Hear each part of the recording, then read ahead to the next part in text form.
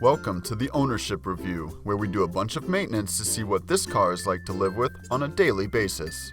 Here are the high points of the 2015 Subaru XV Crosstrek Hybrid. The headlight and high beam are accessible by simply reaching behind the bulb housing. No tools nor panel removals will be required. All of the taillights are located in a single bulb housing, and though you will need to remove a couple of bolts that secure it to the vehicle, they remove easily and the housing itself wiggles out without hassle. The brake fluid reservoir is quick to find in the upper right portion of the engine bay. With open access to both its level markers and cap, monitoring its fluid levels should be very easy to do.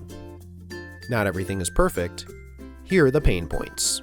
With the exception of the headlight and high beam, all of the headlights will require the wheel well lining to be disconnected and pried back in order to access their bulb assemblies.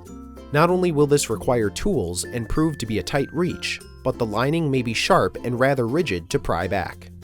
The engine air filter is tightly wedged in above the engine, and will require the engine cover and multiple other parts to be disconnected before the filter itself can be accessed, all of which won't allow for reliable changes. You'll have to make a deep reach through the engine bay in order to disconnect the lower radiator hose from the reservoir before feeding it through the access panel underneath the vehicle. This is an inconvenient drainage procedure, as such an obstructed reach could expose you to hot engine parts.